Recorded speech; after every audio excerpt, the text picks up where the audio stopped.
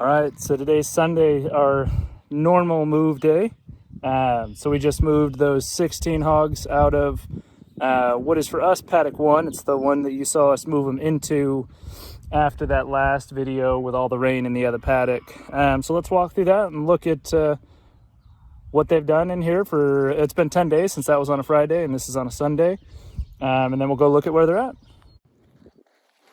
All right, so here's the entrance, which is exactly as we remember, right? You can see a little bit better of a green haze. We're supposed to get about 3-4 days worth of rain. So now that they're out of here, I'm gonna go buy some more seed because most of what's coming up, that green haze, is mostly this Bermuda and perennial fescue and some other stuff like that doesn't, and then some nutsedge here, as well as, you know, your normal weeds like mallow and weeds, right? Air quotes, weeds. And then pigweed there. So we got a lot of that coming in. They took down the curly dock here pretty good. They must have liked that. Which is cool. Curly dock is a deep-rooted perennial. See, it's starting to set on seeds.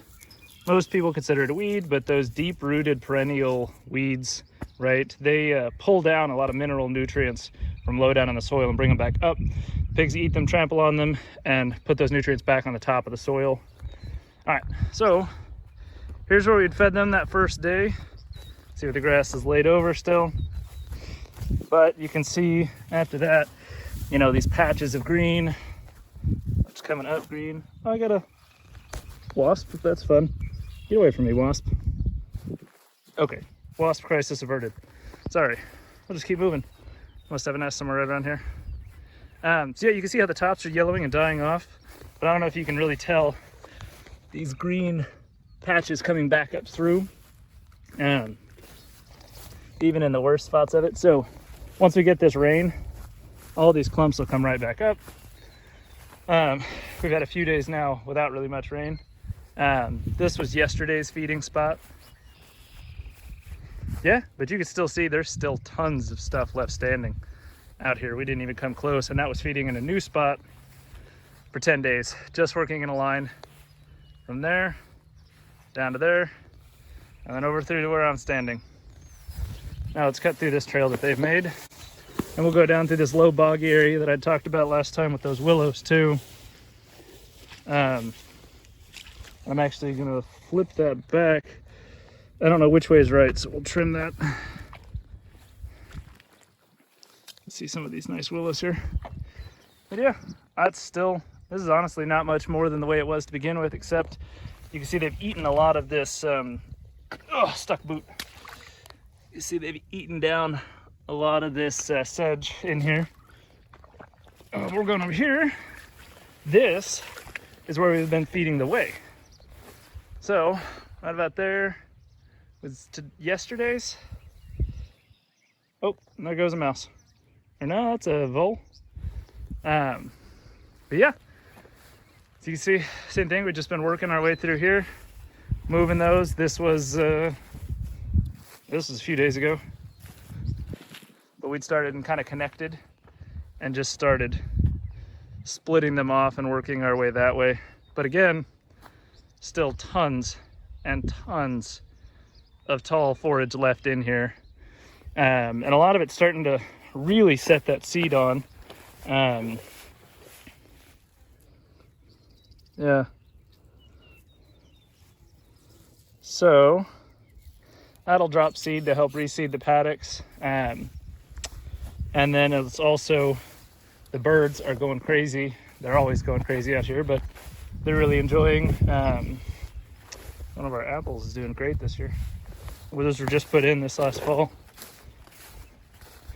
Chestnuts throwing out a bunch of catkins. But yeah, I think that's it. Like I said, I'll get some more seed to try to diversify this up.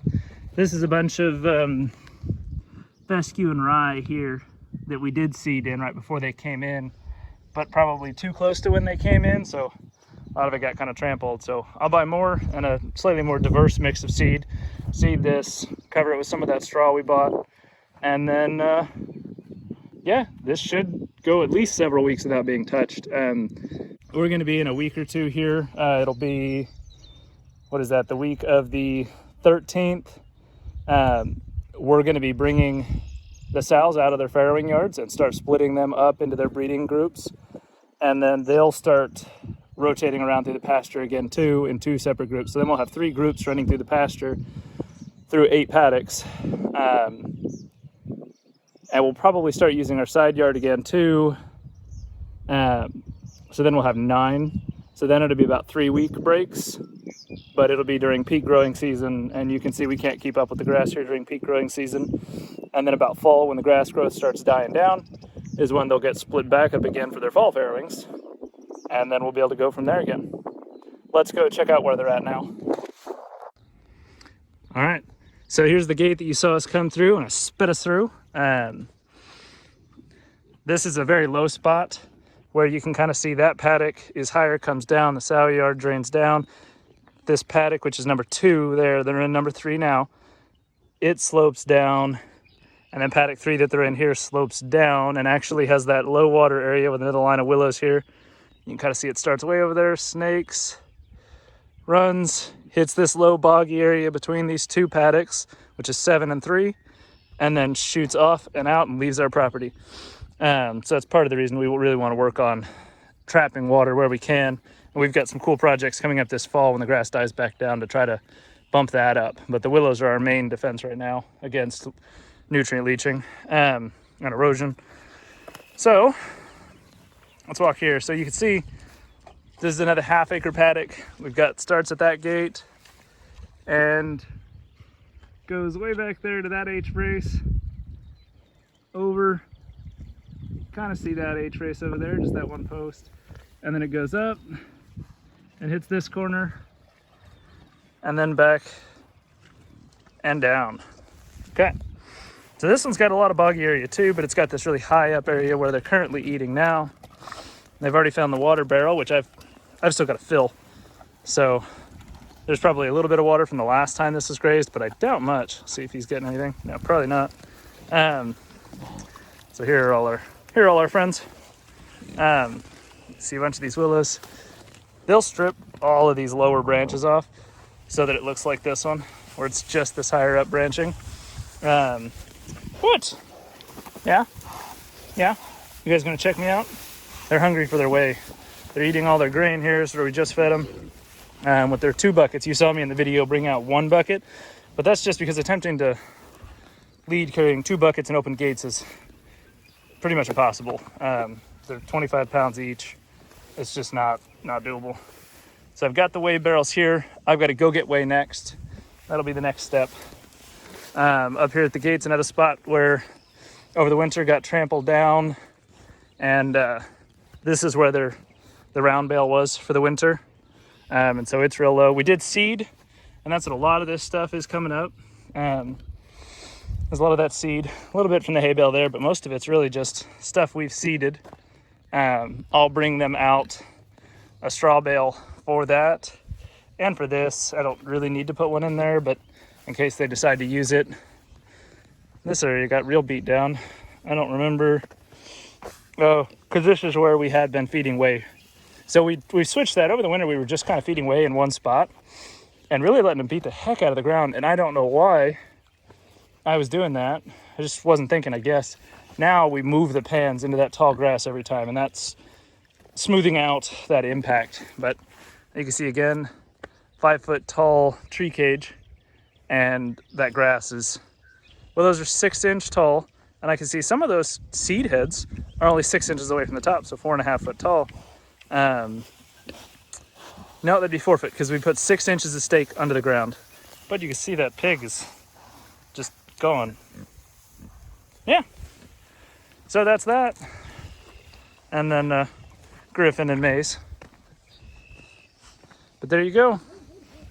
That is their new paddock for the next 7 days. They'll get moved on Sunday, and we'll probably move them over here to paddock 4. So, which that one has pond access. And they've got, you know, all of that to use as a wallow. So they'll stay cool. We got this for shade. They don't have much else for shade, but they do have the shelter and the wallow. And then with that tall grass, they can usually find somewhere to lay off. And it's supposed to rain for, like I said, 3 or 4 days this week. So it's not going to be blaringly sunny. And it's supposed to dip down instead of being in the high 80s. It's supposed to be in the high 80s today, I think tomorrow.